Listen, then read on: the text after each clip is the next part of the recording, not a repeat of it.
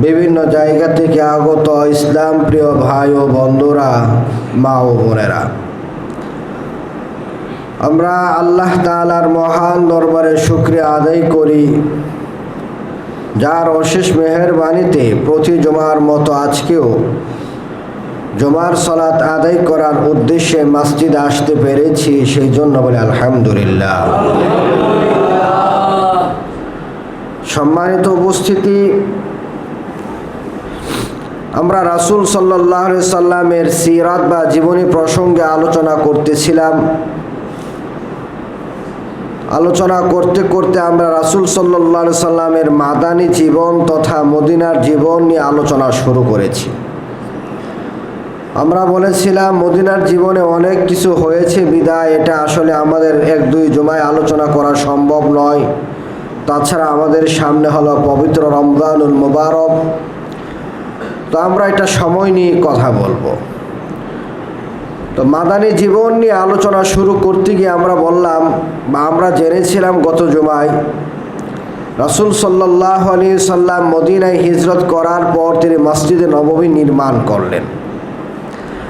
মসজিদে নববী নির্মাণ করার পর এই মসজিদে সালাত আদায় করার জন্য যাতে মুসল্লিগণ আসেন, সাহাবায়ে কেরাম আসেন, জামাতের সাথে যাতে সালাত আদায় করতে পারেন, সেই কারণে মানুষকে সালাতের দিকে আহ্বান করার মাধ্যম হিসেবে আযানকে নির্ধারণ করে দেওয়া হলো। এই আযান নিয়ে কথা বলতে গিয়ে আমরা আশহাদু আল্লা ইলাহা ইল্লাল্লাহ এতটুকু আমরা কথা বলেছিলাম। বাকি কথা আজকে বলবো, সেই মর্মে আমরা গত জুমায় আলোচনা আপনাদেরকে করেছিলাম। আজকে আমরা আযানের বাকি অংশ নিয়ে কথা বলার চেষ্টা করব ইনশাআল্লাহ। আমরা গত জুমায় আপনাদেরকে এটাও বলেছিলাম যে এখানে আমরা কেন ব্যাখ্যা করতেছি। আজকে আমরা সেই বিষয়টা আরো স্পষ্ট করি। আমাদের সামনে পবিত্র রমজানুল মুবারক সমাগত। আল্লাহ রাব্বুল আলামিন রমজান মাসটাকে বছরের অন্য 11 মাসের তুলনায় শ্রেষ্ঠত্ব দান করেছেন। রমজানুল মুবারকের প্রত্যেকটা ইবাদতের মর্যাদা, সেটা সিয়াম হোক, সালাত হোক, তিলাওয়াত হোক, দ্বীনি আলোচনা হোক, জিকির আজকার হোক, দান সদাকা হোক, যে কোনো ধরনের ইবাদতই, যে কোনো প্রকারের ইবাদতে হোক না কেন, রমজান মাসে সেই ইবাদতটা করলে এটার মর্যাদাটা অন্য মাসের তুলনায় একটু বেশি হয়। তবে এখানে বিশেষভাবে লক্ষণীয় যে বিষয়টি, সেটি হলো রমজানের গুরুত্বপূর্ণ ইবাদত হলো সিয়াম। রমজানের গুরুত্বপূর্ণ ইবাদত কি বলেন? সিয়াম। রমজানের রোজা রাখা, সিয়াম রাখা, সুবে সাদিক থেকে সূর্যাস্ত পর্যন্ত সিয়াম রাখার দৃঢ় ইচ্ছা তথা নিয়তের সাথে পানাহার, যৌন সম্ভোগ সহ সিয়াম ভঙ্গের যাবতীয় কারণ থেকে বিরত থাকার যে একটা অনুশীলন, এটাই হলো রমজানের গুরুত্বপূর্ণ একটা ইবাদত। এই মর্মে আল্লাহ তাআলা কি বলেন? আল্লাহ তাআলা বলেন, ইয়া আইয়ুহাল্লাযীনা আমানু। একটু মনোযোগ দিয়ে শুনতে হবে। ইয়া আইয়ুহাল্লাযীনা আমানু মানে হে ঈমানদারেরা, হে ওই সকল লোকেরা যাদের ঈমান আছে, হে ওই সমস্ত মানুষ তোমরা যারা ঈমান এনেছো, যাদের অন্তরে এখনো ঈমান আছে, তাদেরকে সম্বোধন করে বলা হচ্ছে কুতিবা আলাইকুমুস সিয়াম। সিয়ামটা তোমাদের উপরে বাধ্যতামূলক করে দেওয়া হয়েছে, ফরদুল আইন করে দেওয়া হয়েছে, কামা কুতিবা আলাল্লাযীনা মিন ক্বাবলিকুম, যেরকম ভাবে তোমাদের পূর্ববর্তী উম্মতদের উপরেও সিয়ামকে ফরজ করা হয়েছে। তাহলে সিয়ামটা কাদের উপরে ফরজ? ঈমানদারদের উপরে। কাদের উপরে? ঈমানদারদের উপরে। কথা বুঝবেন। আল্লাহ বলতেছেন, হে ঈমানদারেরা, তোমাদের জন্য সিয়াম ফরজ। এই কথা বলেননি ইয়া আইয়ুহান নাস কুতিবা আলাইকুমুস সিয়াম, হে মানুষেরা তোমাদের উপরে সিয়াম ফরজ। আল্লাহ এইভাবে বলেননি। আল্লাহ বলেছেন, হে ঈমানদারেরা, তোমাদের উপরে সিয়াম ফরজ। যদি তোমরা সিয়াম সাধনা করতে পারো যথাযথ নিয়মে, হবে কি লাআল্লাকুম তাত্তাকুন, তোমরা মুত্তাকি হতে পারবে, পরহেজগার বান্দা হতে পারবে। আল্লাহ ভীরু বান্দাদের অন্তর্ভুক্ত হওয়া সম্ভব হতে পারে। সিয়ামের লাভ আল্লাহ তাআলা বললেন। সিয়াম সম্পর্কে বিশ্বনবী বলেন, মান সামা রমাদানা ঈমানান ওয়া ইহতিসাবা গুফিরা লাহু মা তাকদ্দামা মিন যামবিহি। যেই মানুষ রমজানের সিয়াম রাখবে এমন অবস্থায় যে তার ভিতরে ঈমান আছে, ঈমান কি আছে বলেন? ঈমান আছে, সেই সাথে ইহতিসাবা সওয়াব লাভের নিয়ত আছে। যে মানুষটার ভিতরে ঈমান আছে আর সওয়াব লাভের নিয়ত আছে, ঈমানের সাথে সওয়াবের উদ্দেশ্যে রমজানের সিয়াম রাখবে যে মানুষটা, আল্লাহর রাসূল বলতেছেন গুফিরা লাহু মা তাকদ্দামা মিন যামবিহি, এই মানুষটার পিছনের গুনাহ আল্লাহ মাফ করে দিবেন। সুবহানাল্লাহ। পিছনের গুনাহ রমজানের সিয়ামের দ্বারা মাফ করাইতে গেলে শর্ত কয়টা? দুইটা। ঈমান থাকতে হবে, সওয়াবের নিয়তের উদ্দেশ্য মানে সওয়াবের নিয়ত এটা আমাদের ভিতরে থাকতে হবে।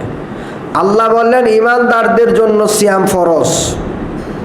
আল্লাহ রাসূল বললেন সিয়াম যদি কেউ রাখে এমন অবস্থায় যে তার ভিতরে ঈমান আছে। আচ্ছা, আমরা তো জানি যে রোজা তো মুসলমানরা রাখে, তাই না? রোজা কারা রাখে? মুসলমানরা রাখে। এটা তো আমাদের মতো করে বিধর্মীরা রোজা রাখে না, এরকমভাবে রাখে না।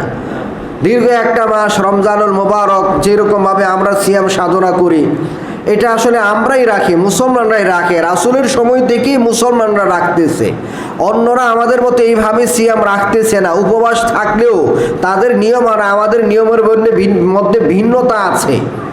তারপরও রাসূল কেন বললেন মুসলমানরাই সিয়াম রাখে? তারপরও রাসূল বললেন ঈমান থাকতে হবে। ঈমান থাকেন রাখে মুসলমানরা, যারা নিজেদেরকে ঈমানদার দাবি করে, আবার আল্লাহ রাসূল বলেন ঈমান থাকতে হবে। ঈমান থাকলে সওয়াব পাওয়া যাবে। কেন? এখানে একটা ব্যাপার হলো, আপনারা জানেন সূরা ইউসুফের 106 নম্বর আয়াত, আল্লাহ তাআলা বলেন ওমা ইউমিনু বিল আকসারুহুম বিল্লাহি ইল্লা ওয়া হুম মুশরিকুন। অনেক মানুষ আল্লাহর উপরে ঈমান আনে, অনেক মানুষ আল্লাহর উপরে ঈমান আনার দাবি করে, অনেক মানুষ নিজেদেরকে ঈমানদার দাবি করে, অথচ তারা প্রকৃতপক্ষে ঈমানদার নয়, তারা হলো প্রকৃতপক্ষে শিরিককারী মুশরিক। এই কথা কে বলেছেন? আল্লাহ। নিজে মনে করে আমি ঈমানদার, আসলে সে ঈমানদার নয়, সে হলো মুশরিক। কেন? সে হয়তো এমন কোনো কাজ করলো যেটা শিরিকে আকবার, বড় শিরিক। এই কাজটা করার কারণে তার ভিতরে আর ঈমান থাকলো না, অথচ সে ব্যাপারটা বুঝতেই পারলো না। সহজভাবে বলতে গেলে আমরা যদি বলি যে বিষয়টা এমন নয় যে একটা মানুষ একবার ঈমান আনছে, এই ঈমানটা তার ভিতর থেকে আর কোনোদিন বের হবে না, ব্যাপারটা এরকম নয়। আমরা উযু করলাম, উযু করার পরে উযু ভঙ্গের কোনো কারণ সংগঠিত হলে যেরকম উযু নষ্ট হয়ে যায়, সিয়াম রাখার পর দিনের বেলা ইচ্ছাকৃতভাবে সিয়ামের কথা স্মরণ থাকা অবস্থাতে দিনের বেলা পানাহার করলে যেরকম সিয়াম নষ্ট হয়ে যায়, নামাজের ভিতরে পারস্পরিক কথা বললে যেরকমভাবে নামাজ নষ্ট হয়ে যায়, ঈমানের ব্যাপারটাও এরকম যে ঈমান একবার আনার পরেই ঈমান সারা জীবন থাকবে, ব্যাপারটা এরকম নয়। ঈমান আনার পরেও ঈমান নষ্ট হওয়ার মতো কোনো কাজ করলে ঈমানটা নষ্ট হয়ে যায়। যেমন কেউ যদি আল্লাহর সাথে অংশীদার স্থাপন করে, কেউ যদি জাদুবিদ্যার পিছনে ঘুরে, কেউ যদি রাসূলুল্লাহর আদর্শের তুলনায় অন্য কোনো আদর্শকে বেশি উপযোগী মনে করে, ইসলামের কোনো বিধানকে নিয়ে ঠাট্টা বিদ্রুপ করে, কোনো সওয়াব বা গুনাহের কোনো বিষয়কে নিয়ে যদি কেউ এটাকে এই ধরনের কোনো বিষয়কে ঘৃণা করে, এরপরে মুসলমানদের বিরুদ্ধে কুফফারদেরকে সাহায্য সহযোগিতা করে, কারোর জন্য রাসূলের শরীয়ত মানা জায়েজ নাই, না মানলেও জায়েজ মানে না মানলেও চলবে এরকম মনে করে, ইসলাম থেকে একেবারে দূরে থাকে, ইত্যাদি কিছু কারণ আছে যে কাজগুলো করলে ঈমান আর থাকে না। বিশেষ করে শিরিক করলে মানুষের ঈমান আর ঈমান থাকে না। এই মানুষটা আর ঈমানদার না হয়ে এই মানুষটা মুশরিকদের কাতারে চলে যায়। এই কারণে আল্লাহ বললেন অধিকাংশ মানুষ ঈমান আনার পরেও মুশরিক। এই সমস্ত কারণে যে মানুষের ঈমান আনার পরেও যেহেতু মানুষের ঈমান চলে যেতে পারে, এই কারণে আল্লাহ বললেন সিয়ামের লাভ তারাই পাবে, সিয়ামের দ্বারা মুত্তাকি তারাই হতে পারবে যাদের ভিতরে ঈমান আছে। রাসূল সাল্লাল্লাহু আলাইহি সাল্লাম এই কারণে হাদিসে বললেন, সিয়ামের দ্বারা তাদের গুনাহ মাফ হবে যাদের ভিতরে কি আছে? ঈমান আছে। যেহেতু ঈমান ছাড়া সিয়ামের ফজিলত পাওয়া যাবে না, যেহেতু সিয়ামটা আল্লাহ তাআলা ঈমানদারদের জন্য ফরজ করেছেন, এই কারণে আমরা আযানের ব্যাখ্যার মধ্যে একটু বিস্তৃত ব্যাখ্যা করতেছি। এখানে ঈমানের ব্যাপারটা জড়িত আছে। আমরা গত জুমায় আপনাদেরকে বলেছিলাম আযানের কিছু ফজিলত আছে। যেই মানুষ আযান দেয় এই মানুষেরও জান্নাতের একটা গ্যারান্টি রাসূল দিয়েছেন। একাধারে 7 বছর আযান দিলে আল্লাহ রাসূল বলতেছেন সে জান্নাতে যাবে। আল্লাহ রাসূল বলেছেন যে এই মানুষ আযানের জবাব দিল এই মানুষটাও জান্নাতে যাবে। আযানের জবাব দেওয়ার পর কেউ যদি দরুদ পাঠ করে, আযানের দোয়া পাঠ করে, রাসূল বলেছেন তার জন্য আমার শাফাআত ওয়াজিব হয়ে যাবে। এই যে ফজিলতগুলো, এই ফজিলতগুলো পাইতে গেলেও আপনার ঈমানের দরকার, আযানের ব্যাখ্যাটা আপনাকে বোঝা দরকার। এই সমস্ত কারণে আমরা আযানের ব্যাখ্যায় আমরা একটু সময় নিতেছি। একদিকে রাসূলের জীবনীর সাথে সংশ্লিষ্ট ব্যাপার, মদিনার জীবনে মসজিদে নববী নির্মাণ করার পরেই মসজিদে মুসল্লিদেরকে আসার জন্য যে আহ্বানের যে ব্যবস্থা ছিল, সালাতে যাতে জামাতে সালাত আদায় করা যায়, এটার জন্য যে একটা সবাইকে একত্রিত করার যে মাধ্যমটা গ্রহণ করা হলো, এটার নাম হলো আযান। অন্যদিকে রমজান মাস, এখানেও আমাদের ঈমান জরুরি। আবার এদিক দিয়ে আযানের ফজিলত লাভ করতে গেলেও এখানে আমাদের কিছু বিষয় বোঝা দরকার। সব কিছু মিলিয়ে আমরা আযানের ব্যাখ্যায় আছি। আযানের ব্যাখ্যা করতে গিয়ে আমরা প্রথমে বললাম আল্লাহু আকবার। এটার মানে হলো আল্লাহ তাআলা হলেন সবচেয়ে বড়। আমি আপনি যত টাকা পয়সার মালিকই হই না কেন, আমি আপনি যত ক্ষমতার মালিকই হয় না কেন, আমি আপনি যত বুদ্ধিমানী হয় না কেন, আমি আপনি যত সুন্দর রূপের অধিকারী হয় না কেন, আমার আপনার যা কিছুই থাকুক না কেন, যত গুণ থাকুক না কেন, আমি আপনি আসলে বড় হতে পারবো না, বড় হয় নাই, বড় হতে পারবেও না, কেউ বড় না, সবাই ছোট। শুধুমাত্র বড় হলেন কে? আল্লাহ তাআলা। এই কারণে আমরা বলেছিলাম সকল সৃষ্ট জীবের মধ্যে সর্বশ্রেষ্ঠ সৃষ্ট জীব হলো মাখলুক, সর্বশ্রেষ্ঠ সৃষ্ট জীব হলো মানুষ, আশরাফুল মাখলুকাত হলো মানুষ। আল্লাহ নিজে বলেছেন ওয়ালাকাদ কাররামনা বানি আদম, আদম সন্তানদেরকে আমি সম্মানিত করেছি। সবচেয়ে সম্মানিত সৃষ্টি মানুষ, তারা পর্যন্ত তাদের দেহের সবচেয়ে সম্মানিত জায়গা কপালটাকে মাটির মধ্যে ঠেকিয়ে দিয়ে সিজদায় গিয়ে বলে আল্লাহ, আল্লাহর কাছে বলে আল্লাহ আমার কোনো আসলে আমি কিছুই না, সুবহানা রাব্বিয়াল আলা, তুমি হলে সবচেয়ে বড়, তোমার মর্যাদাই সবচেয়ে উঁচু, তোমার চেয়ে মর্যাদাবান আর পৃথিবীতে আর কেউ নাই। আমরা এটা বলেছিলাম। এরপরে আসলো আশহাদু আল্লা ইলাহা ইল্লাল্লাহ, এই কথাটা। অনেকেই ঘুমাচ্ছেন, দয়া করে ঘুমাবেন না, ঘুমাবেন না। এটা আসলে আপনার পরকাল, আমার আপনার পরকাল টিকিয়ে রাখার জন্য আলোচনা শোনা দরকার, ইমানি আলোচনা। আর যাদের মোবাইল আছে দয়া করে সাইলেন্ট করেন, মোবাইল আসলেই কথা বলতে হবে না। জুমার খুতবা চলতেছে, মোবাইল পারলে বন্ধ করে রাখেন, না হয় সাইলেন্ট করে রাখেন, মনোযোগ দিয়ে খুতবা শুনেন। দুনিয়ার যে প্রয়োজন, আপনি এখন মারা গেলে তাদের প্রয়োজন তারা পূরণ করতে পারবে। আপনি মারা গেলে আপনার আমলটা সাথে যাবে, আপনি আল্লাহর কাছে কি জবাব দিবেন? এখানে খুতবা শোনা অবস্থায় যদি কারোর সাথে কথা বলেন, সরাসরি হোক আর মোবাইলে হোক, আপনি গুনাহগার হবেন, রাসূলুল্লাহর আদর্শ বিরোধী কাজ করবেন। তাহলে কি দরকার আছে আপনার পরকালটার ক্ষতি করে, আপনার পরকাল নষ্ট করে দুনিয়াবি মানুষের উপকার করার জন্য? মানুষের উপকার করবেন নিজের পরকাল টিকিয়ে রেখে।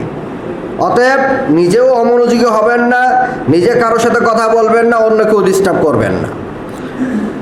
আযানের দ্বিতীয় কথা হলো আশহাদু আল্লা ইলাহা ইল্লাল্লাহ। এটার অর্থ আমরা বলেছিলাম, এটার অর্থ হলো আল্লাহ ছাড়া সত্যিকার কোনো মাবুদ নাই। আল্লাহ ছাড়া কি নাই? সত্য কোনো মাবুদ নাই, সত্যিকারের কোনো মাবুদ নাই। ইবাদত পাওয়ার যোগ্য, আসলেই যোগ্য এরকম কেউ নাই। এরপরে আমরা বলেছিলাম কেন এই কথাটা আমরা বললাম, কারণ এই পৃথিবীতে বাতিল বহু মাবুদ পৃথিবীতে আছে, বহু মাবুদ আছে পৃথিবীতে বাতিল। বহু সৃষ্টিকে মানুষকে সৃষ্টিকে বিভিন্ন জড় পদার্থকে মানুষ আল্লাহর সমপর্যায়ে নিয়ে যায়। এরকম কিছু উদাহরণ আমরা গত জুমায় দিয়েছিলাম। আজকে আমরা এরপর থেকে বিষয়গুলো শুনি যে এখানে আশহাদু আল্লা ইলাহা ইল্লাল্লাহ, এটার অর্থটা হলো লা ইলাহা, বাতিল যত মাবুদ আছে এই কথাটা বলে সব বাতিল মাবুদকে কি করা হলো? বাদ দেওয়া হলো, সবাইকে বর্জন করা হলো, সবাইকে ত্যাগ করা হলো।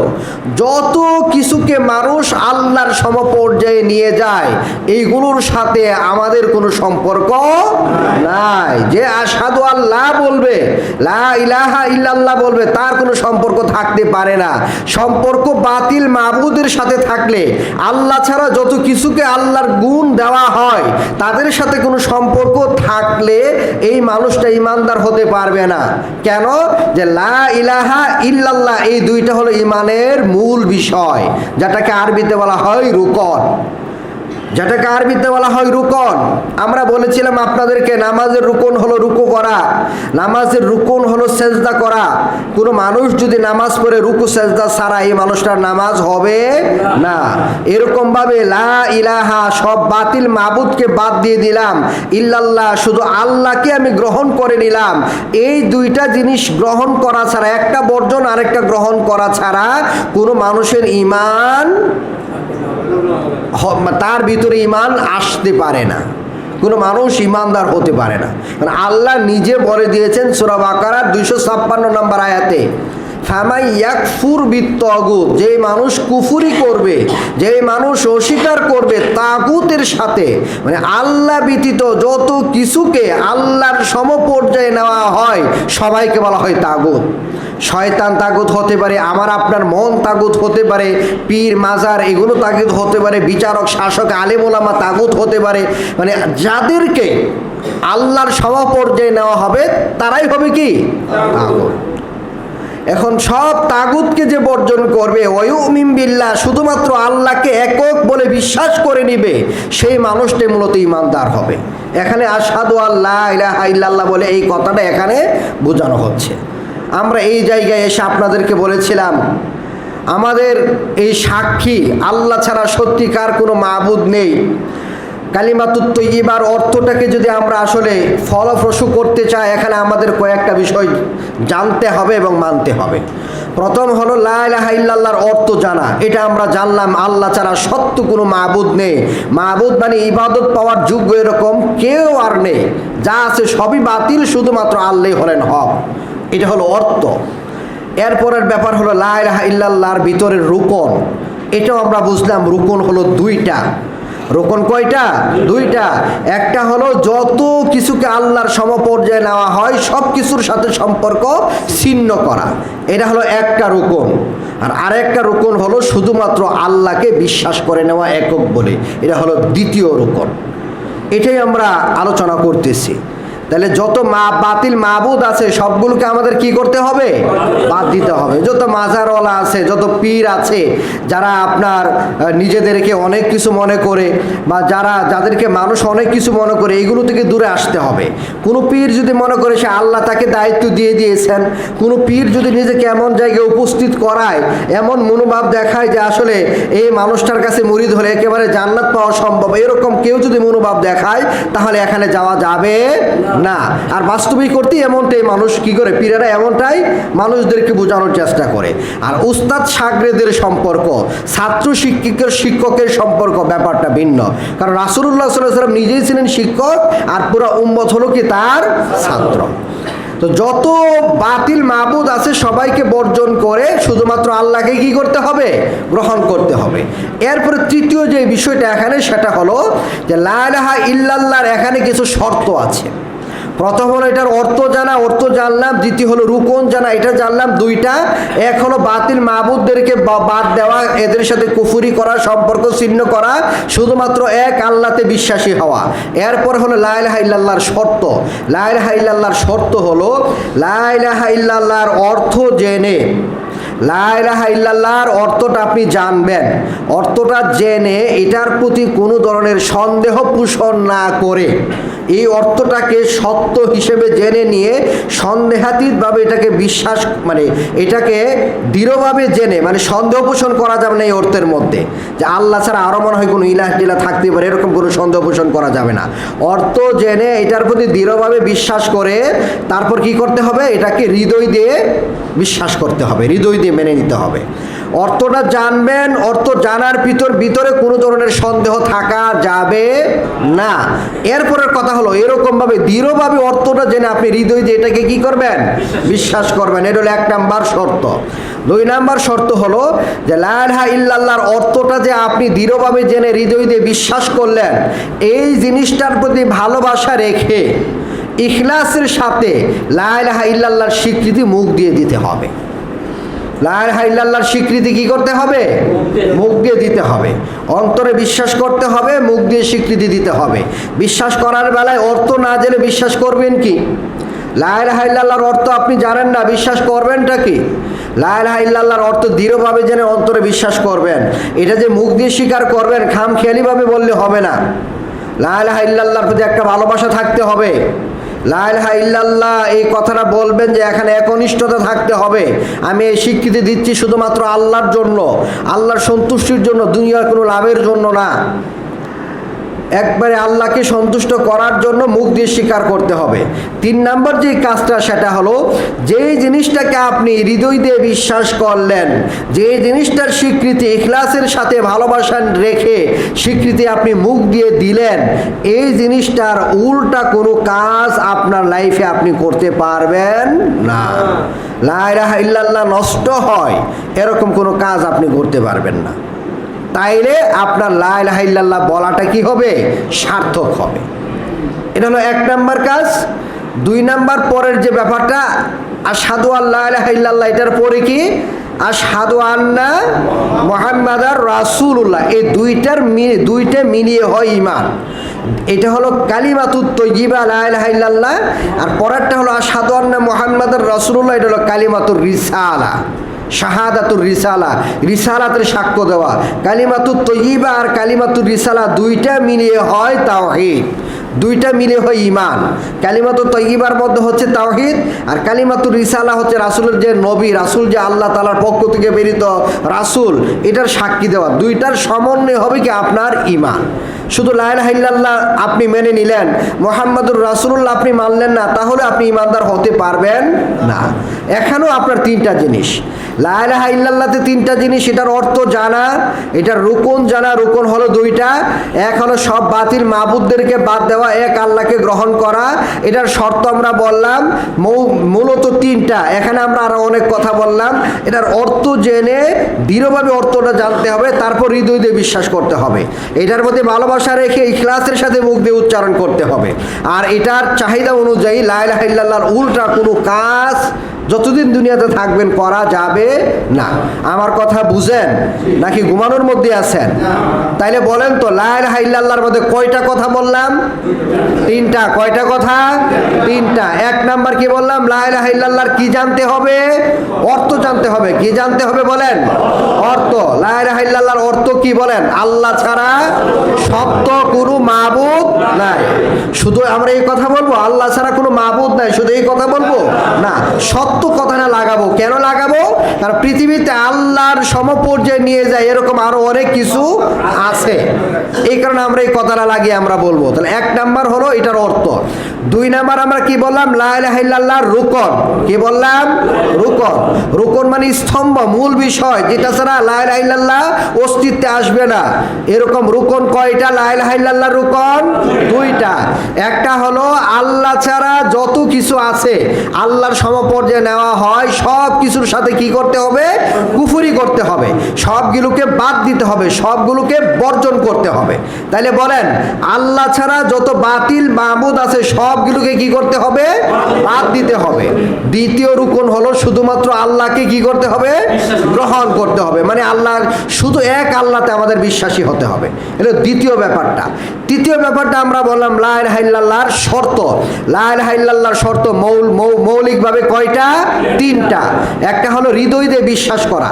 এখন আমরা যে বিশ্বাস করব এখানে কিভাবে করব, এটার অর্থটা আমরা দৃঢ়ভাবে জানবো, জেনে তারপর আমরা হৃদয় দিয়ে কি করব বলেন, বিশ্বাস করব।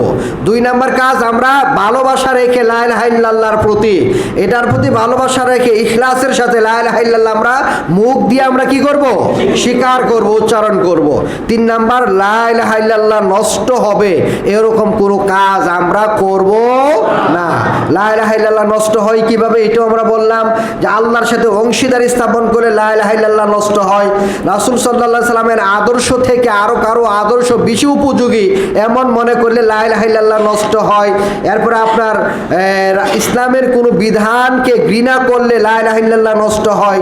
ইসলামের কোনো সওয়াবের বিষয় অথবা কোনো গুনার বিষয়কে নিয়ে ঠাট্টা বিদ্রুপ করলে, মজাক করলে লা ইলাহা ইল্লাল্লাহ নষ্ট হয়। কোনো বড় কুফরি, বড় শিরিক কাজ এইগুলোর ব্যাপারে সন্দেহ করলে যে কাজটা আসলে মনে হয় কুফরি কিনা এরকম সন্দেহ করলে কি হবে, লা ইলাহা ইল্লাল্লাহ নষ্ট হবে। এই জাতীয় আরো কিছু বিষয় আছে যেগুলোকে আমরা সহজ ভাষায় ঈমান ভঙ্গের কারণ বলতে পারি। এইগুলো থেকে আমরা সারা জীবন বেঁচে থাকব। এই হলো লা ইলাহা ইল্লাল্লাহর 3টা কথা, মানে লা ইলাহা ইল্লাল্লাহর ব্যাপারে। এরপর হলো কি আশহাদু আন্না মুহাম্মাদার রাসূলুল্লাহ, এটা হলো আজানের পরের কথা। 3 নম্বর কথা, এটা হলো রাসূল সাল্লাল্লাহু আলাইহি সাল্লাম যে নবী এবং রাসূল, এটার সাক্ষ্য এই কথাটার ভিতরে আছে। এটাকে বলা হয় শাহাদাতুর রিসালা, অথবা এই কথাটাকে বলা হয় কালিমাতুর রিসালা, মানে রাসূল যে নবী রাসূল এই স্বীকৃতিটা এই কথার মাধ্যমে দেওয়া হয়। এখনও আমাদের বিষয়টা বুঝতে হবে। প্রথম কথা হলো আশহাদু আন্না মুহাম্মাদুর রাসূলুল্লাহর অর্থ আমাদের জানতে হবে। এটার অর্থ হলো আমি সাক্ষ্য দিচ্ছি যে নিশ্চয় মুহাম্মদ সাল্লাল্লাহু আলাইহি সাল্লাম আল্লাহ তাআলার প্রেরিত রাসূল। মুহাম্মদ সাল্লাল্লাহু আলাইহি সাল্লাম কার রাসূল? আল্লাহ তাআলার রাসূল। এবার রাসূল এই কথাটা সাক্ষী দিতে গেলেই তো রাসূলের জীবনী দরকার, তাই না? রাসূলের জীবনী না জেনে রাসূলের ব্যাপারে আপনি তিনি যে রাসূল কি স্বীকৃতি দিবেন? এই কারণে আমরা কিন্তু আগে থেকেই রাসূলের জীবনী নিয়ে কথা বলতেছি। আমরা আলোচনা করলাম রাসূলের নবুয়ত প্রকাশিত হওয়ার আগের জীবন নিয়ে, নবুয়ত যখন প্রকাশ হলো, ওহী নাজিল হলো ওই সময়টা নিয়ে, এরপর রাসূল যখন দাওয়াতি কাজ শুরু করলেন সেই ব্যাপারটা নিয়ে, রাসূলের দাওয়াতি কাজের পরিপ্রেক্ষিতে কি বিরোধিতা আসছিল সেটা নিয়ে আমরা আলোচনা করলাম। রাসূল সাল্লাল্লাহু আলাইহি ওয়াসাল্লামের হিজরত নিয়ে আমরা কথা বললাম। যখন হিজরত করেন মক্কা থেকে মদিনায়, মদিনার অবস্থাটা কী ছিল সেটা নিয়ে আমরা করলাম। এরপরে মদিনাতে হিজরত করার পর কি কাজগুলো শুরু করলেন সেটা নিয়ে আমরা আলোচনা শুরু করেছি। এর মধ্যে মসজিদে নববী নির্মাণ আর আযানের প্রবর্তন, এটা নিয়ে এখনো আলোচনা আমাদের চলতেছে। আর রাসূল যে আল্লাহ তাআলা নবী এবং রাসূল, এই কথা মানতে গেলে রাসূলকে না চিনে, রাসূলের জীবনী না জেনে, তার গুণাবলী না জেনে, তার আদর্শ না বুঝে এটার সাক্ষ্য পূর্ণাঙ্গভাবে দেওয়া কারো পক্ষেই কিনা সম্ভব না। এই কারণে রাসূলের জীবনী জানা আমাদের জন্য জরুরি। তো আশহাদু আন্না মুহাম্মাদুর রাসূলুল্লাহর অর্থ হলো আমি সাক্ষ্য দিচ্ছি যে মুহাম্মদ সাল্লাল্লাহু আলাইহি সাল্লাম আল্লাহর রাসূল। মনে রাখবেন, রাসূল যিনি তিনি নবীও, আর যিনি নবী তিনি রাসূল নাও হতে পারেন। মানে নবী এবং রাসূল দুইটা কথার মধ্যে কি আছে, একটু পার্থক্য আছে। নবী তাকে নতুন কোনো শরীয়ত দেওয়া হয় না, তাকে কোনো নতুন কোনো ধর্মীয় গ্রন্থ দেওয়া হয় না। তিনি আগের শরীয়তটাই বাস্তবায়নের জন্য তিনি কি করেন, কাজ করেন। তবে তিনি নিষ্পাপ, তিনি অবশ্যই আল্লাহর কাছ থেকে আল্লাহর সাথে তার কথাবার্তা হয়, ফেরেশতাদের সাথে তার কথাবার্তা হয়। এই যে নবীদের যে ওনারা যে নিষ্পাপ, ওনাদের যে মর্যাদা, ওনাদের যে ফজিলত সব ঠিক আছে, অন্য কোনো কিছুতে কোনো পার্থক্য নাই। পার্থক্য হলো তাকে আলাদা শরীয়ত দেওয়া হয় না, আলাদা ধর্মীয় গ্রন্থ দেওয়া হয় না, বরং পূর্বের শরীয়তই তিনি কি করেন, বাস্তবায়ন করেন। এনাকে বলা হয় নবী। আর রাসূল হলো তিনি নবীও, পাশাপাশি আপনার ওনার কাছে আলাদা আসমানি গ্রন্থ নাজিল হয়, ওনাকে আলাদা শরীয়ত দেওয়া হয়। তাহলে আমাদের নবী উনি তো পূর্ববর্তী নবীদেরকে সত্যায়ন করেন না। আমাদের নবী কি কোনো জায়গায় এই কথা বলেছেন বা কোরআনের কোনো জায়গায় আছে যে পূর্বে যা নবী রাসূল ছিল সব বাদ, এরকম কোনো কথা আছে না। বরং পূর্বের নবী রাসূলদের ব্যাপারে সত্যায়ন করার কথা আছে, তাদেরকে বিশ্বাস করতে হবে। আল্লাহ তাআলা পৃথিবীতে নবী রাসূল পাঠিয়েছেন, বিশ্বাস না করলে ঈমান হবে না। তবে আমাদের শরীয়ত এই কথা বলে পূর্ববর্তী শরীয়তের বিধান যতটুকু আমাদের শরীয়তের সাথে মিলে, পূর্বের বিধান আমাদের শরীয়তের সাথে মিলার কারণে যতটুকু মিলে ততটুকু আমরা মানতে পারবো, যদিও এটা পূর্বের শরীয়তে ছিল। কিন্তু পূর্ববর্তী শরীয়তের বিধান যদি আমাদের শরীয়তের বিধানের সাথে না মিলে, তাহলে আমাদের শরীয়তের বিধানের সাথে না মিলার কারণে আমরা মানতে পারবো না। তবে এটা যেই যুগের জন্য ওই বিধানটা ছিল, ওই যুগের জন্য এটাই ঠিক ছিল। আমরা কিন্তু এই বিশ্বাস করি, এই বিশ্বাস করার কথা ইসলাম বলে। তাহলে আমাদের নবীকে মহাগ্রন্থ আল কোরআন দেওয়া হয়েছে, নতুন শরীয়ত দেওয়া হয়েছে, যে শরীয়তের মধ্যে বেশি বাড়াবাড়ি নাই, যে শরীয়তের মধ্যে একেবারে সারাসারি নাই, মধ্যমপন্থী একটা শরীয়ত।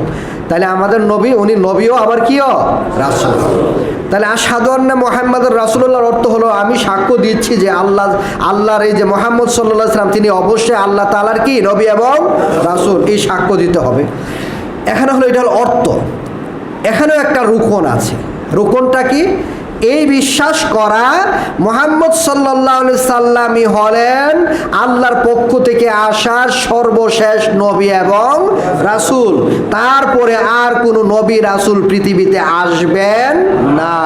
কেউ যদি মুহাম্মদুর রাসূলুল্লাহ সাল্লাল্লাহু আলাইহি সাল্লামের আগমনের পর কেউ যদি নিজেকে নবী অথবা রাসূল এরকম দাবি করে, তাহলে বুঝতে হবে রাসূল যে বলেছেন আমার পরে 30 জন মানুষ এরকম মিথ্যুক মানুষের আবির্ভাব হবে যারা নিজেদেরকে নবী দাবি করবে, সে তাদের একজন। বিষয়টা এরকমভাবে বুঝতে হবে। এখানে রুকুন হলো রাসূল সাল্লাল্লাহু আলাইহি সাল্লাম আল্লাহর সর্বশেষ সর্বশ্রেষ্ঠ নবী এবং রাসূল, আল্লাহর পক্ষ থেকে প্রেরিত, পাশাপাশি তিনি সর্বশেষ। এই বিষয়টা আমাদেরকে কি করা লাগবে? মনে প্রাণে দৃঢ়ভাবে বিশ্বাস করতে হবে, স্বীকার করতে হবে। এটা হলো এই তাও মানে রিসালা, কালিমাতুর শাহাদাতুর রিসালার রুকন। আমরা লা ইলাহা ইল্লাল্লাহর মধ্যে রুকুন জানছিলাম দুইটা, আল্লাহ ছাড়া সব বাতিল মাবুদ বাদ দেওয়া, শুধুমাত্র এক আল্লাহতে বিশ্বাসী হওয়া। আর এখানে রুকন হলো এই বিশ্বাস করা মুহাম্মদ সাল্লাল্লাহু আলাইহি সাল্লাম আল্লাহর পক্ষ থেকে প্রেরিত রাসূল, নবী এবং রাসূল। দ্বিতীয় এই কথা বিশ্বাস করা তিনি সর্বশ্রেষ্ঠ এবং সর্বশেষ নবী এবং রাসূল। এটা আমাদেরকে বিশ্বাস করতে হবে। এরপরে এখানেও শর্ত আছে। লা ইলাহা ইল্লাল্লাহর মধ্যে শর্ত ছিল হৃদয় দিয়ে অর্থটা দৃঢ়ভাবে জেনে বিশ্বাস করা, এটার প্রতি ভালোবাসা রেখে ইখলাসের সাথে মুখে উচ্চারণ করা, লা ইলাহা ইল্লাল্লাহর উল্টা কোনো কাজ না করা। এখানে শর্ত কি? রাসূল সাল্লাল্লাহু আলাইহি সাল্লামের যত কথা আছে, রাসূল সাল্লাল্লাহু আলাইহি সাল্লাম উম্মতকে যা বলে গেছেন, যা সংবাদ দিয়েছেন অতীতকালীন ব্যাপারে, ভবিষ্যতের ব্যাপারে, সব কথাকে সত্য বলে মেনে নিতে হবে। রাসূল আমাদেরকে যা বলেছেন সব কিছুকে কি করতে হবে? সত্য বলে মেনে নিতে হবে। কেন? কারণ তিনি নিজের পক্ষ থেকে ইসলামের নামে কোনো কথা বলতেন না। সূরা নাজমের মধ্যে আল্লাহ নিজে বলে দিয়েছেন, তিনি যা বলেন, আল্লাহ যা বলার কথা বলেন, ওহী মারফত যা জানান তাই তিনি বলেন, এর বাহিরে তিনি বলেন না। এটা আমাদেরকে বিশ্বাস করতে হবে। 2 নাম্বার কথা হলো রাসূল সাল্লাল্লাহু আলাইহি সাল্লাম আমাদেরকে যা আদেশ করেছেন করার জন্য, সেই আদেশটা মেনে আমাদের ওই কাজগুলো করতে হবে। মা আতাকুমুর রাসূলু ফাখুযুহু, রাসূল তোমাদেরকে যা করণীয় যা দেন, গ্রহণীয় যা দেন, তা তোমরা কি করো? গ্রহণ করো। এটা হলো দ্বিতীয় শর্ত। রাসূল আমাদেরকে যা করার কথা বলেছেন তা আমাদেরকে করতে হবে। এটা আমার আপনার বুদ্ধিতে দৌড়ুক, যুক্তিতে দৌড়ুক, মন মতো হোক বা না হোক, এটা আমাদের কোনো দেখার ব্যাপার না। ব্যাপার হলো রাসূল বলেছেন, অতএব এটা আমাদেরকে মানতেই হবে। 3 নাম্বার শর্ত, রাসূল সাল্লাল্লাহু আলাইহি ওয়াসাল্লাম আমাদেরকে যা করতে নিষেধ করেছেন, যেটাকে বাদ দিতে বলেছেন, সেই জিনিসগুলো আমাদের কি করতে হবে? বাদ দিতে হবে। রাসূল যা বাদ দিতে বলেছেন সব আমাদের কি করতে হবে? বাদ দিতে হবে। রাসূল যা বলেছেন সব সত্য বলে বিশ্বাস করতে হবে। রাসূল যা করতে বলেছেন তা আমাদেরকে করতে হবে। রাসূল যা ছাড়তে বলেছেন আমাদেরকে তা ছাড়তে হবে। 4 নম্বর কথা, রাসূলের প্রতি যাদের হিংসা বিদ্বেষ থাকবে, রাসূলের প্রতি যাদের আপনার ঘৃণা থাকবে, রাসূলের প্রতি যাদের শত্রুতা থাকবে, তাদের সাথে আমাদের কোনো সম্পর্ক থাকবে না। তাদের প্রতি আমাদেরও শত্রুতা থাকবে। রাসূলকে যারা ঘৃণা করে আমরা তাদেরকে ঘৃণা করি, রাসূলকে যারা অবমাননা করে আমরা তাদেরকে অবমাননা করব, রাসূলের বিরুদ্ধে যারা আছে আমরা তাদের বিরুদ্ধে সব সময় দাঁড়াবো। এটা হলো লা ইলাহা ইল্লাল্লাহর দ্বিতীয় যে অংশ, আপনার এই মুহাম্মাদুর রাসূলুল্লাহর যে শর্ত, সর্বশেষ শর্ত, 4 নাম্বার যে শর্ত, সেটা হলো এটা। রাসূলের সাথে যার সম্পর্ক নাই তার সাথে আমাদের কোনো সম্পর্ক নাই। আজকাল দেখেন না বাংলাদেশে পর্যন্ত বাংলাদেশে পর্যন্ত রাসূলকে নিয়ে অবমাননাকর কত কথা লেখা হয়, বলা হয়, অথচ আমরা মুসলমানের মুসলমান দাবিদার, আমরা অনেকে ব্যাপারগুলো জানি না, আমরা এই বিষয়গুলো আমাদের মাথায় নেই না, আমাদের শরীরে লাগে না, আগুন জ্বলে না। অথচ সাহাবায়ে কেরামের আদর্শটা কি ছিল? রাসূলের জন্য জান প্রাণ ছিলেন। আল্লাহ রাসূল যে বলেছেন তোমরা আমার সাহাবীকে গালিগালাজ করবে না, আমার সাহাবায়ে কেরামকে নিয়ে তোমরা কি করবে না, তাদের বিরুদ্ধাচরণ করবে না। কেন? কারণ আমার সাহাবীরা যদি 250 গ্রাম খেজুর যদি আল্লাহর রাস্তায় দান করে থাকে, এই পরিমাণ সওয়াব তোমরা উহুদ পাহাড় সম পরিমাণ স্বর্ণ আল্লাহর রাস্তায় দান করলেও সেই পরিমাণ সওয়াব পাবে না। এমনিতেই বলেছেন। মহিলা সাহাবী, আনসারী মহিলা সাহাবী, উহুদের যুদ্ধের মাঠের দিকে যাচ্ছেন সংবাদ সংগ্রহের জন্য। মানুষ বলতেছে তুমি কোথায় যাচ্ছ? যুদ্ধে তো তোমার স্বামী শাহাদাত বরণ করেছে, যুদ্ধে তোমার ভাই মারা গিয়েছে, তুমি কোথায় যাচ্ছ? তাদের তো দুনিয়াতে আর তারা নাই, তারা তো মারাই গেছে, তুমি গিয়ে আর কি করবা? তারা তো আহত হলে না তুমি তাদের সেবা করার জন্য যাইতা, তারা তো দুনিয়া থেকে বিদায় নিয়ে চলে গেছে। ওই মহিলা সাহাবী বলতেছেন আমি আমার স্বামীর খবর নেওয়ার জন্য যাচ্ছি না, আমি আমার ভাইয়ের খবর নেওয়ার জন্য যাচ্ছি না, আমাকে বলো আমার নবীর অবস্থা কি আছে। মহিলা সাহাবী। আর আমরা কি পুরুষ হলাম, রাসূলের অনুসারী দাবি করি, রাসূলের উম্মত দাবি করি। ছি, আমরা রাসূলের জন্য কতটুকু মহব্বত আমাদের ভিতরে আছে।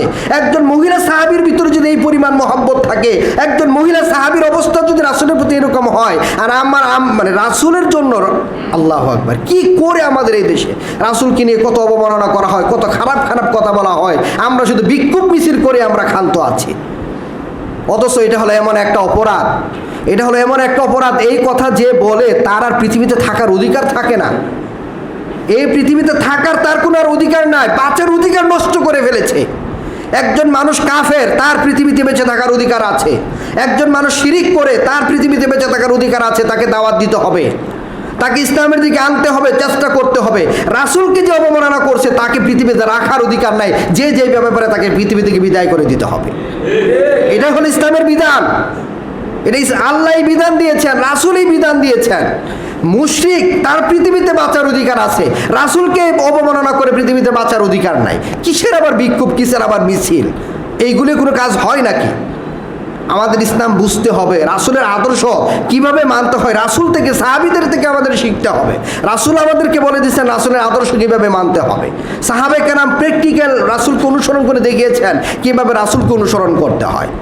সম্মানিত উপস্থিতি, আমরা যদি আশহাদু আন্না মুহাম্মাদুর রাসূলুল্লাহ কালিমার এই কথাটা, আযানের এই কথাটাকে আমরা বাস্তবায়িত করতে চাই, তাহলে আমাদের 3টা জিনিস এখানে লাগবে। যে এটার অর্থ আমাদের জানতে হবে, দ্বিতীয় এটার রুকুন জানতে হবে যে রাসূল সাল্লাল্লাহু আলাইহি ওয়াসাল্লাম আল্লাহর পক্ষ থেকে প্রেরিত নবী এবং রাসূল, এবং তিনি হলেন সর্বশেষ নবী এবং রাসূল।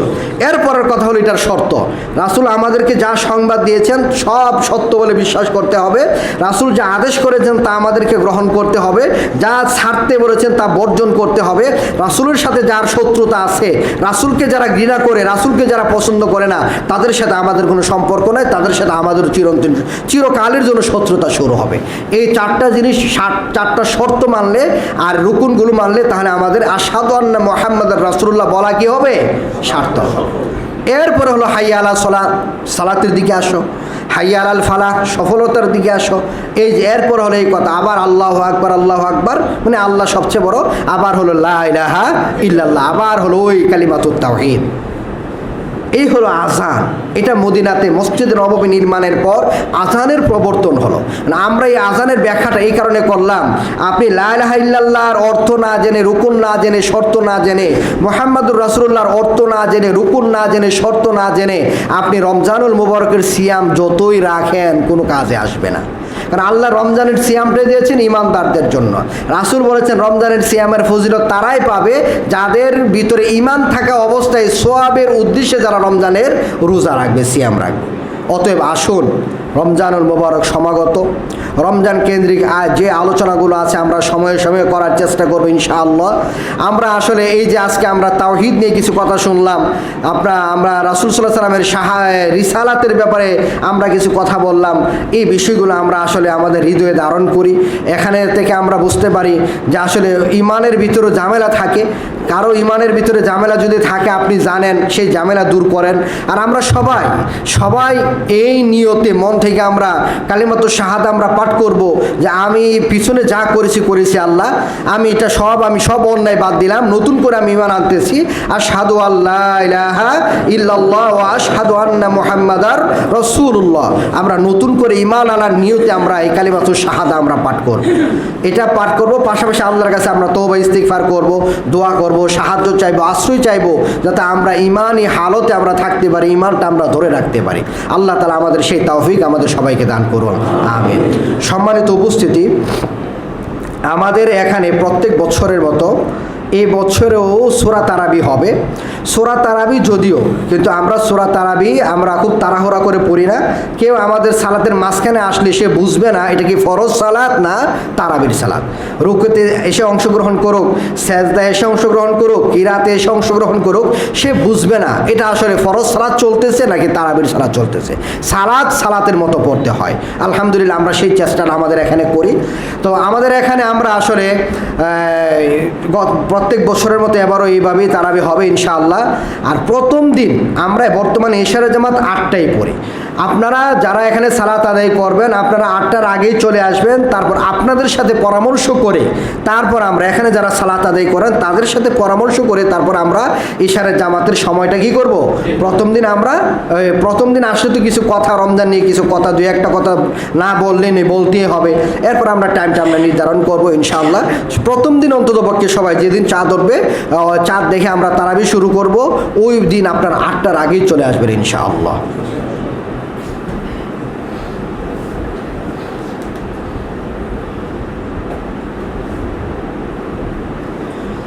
ইন্নাল হামদুলিল্লাহ ওয়াসসালাতু ওয়াসসালামু আলা রাসূলিল্লাহ ওয়া আলা আলিহি ওয়া আসহাবিহি আজমাইন, আম্মা বাদ।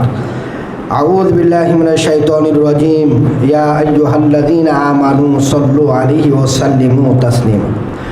আল্লাহুম্মা সাল্লি আলা মুহাম্মাদিন ওয়া আলা আলি মুহাম্মাদ কামা সাল্লাইতা আলা ইব্রাহিম ওয়া আলা আলি ইব্রাহিম ইন্নাকা হামিদুম মাজিদ।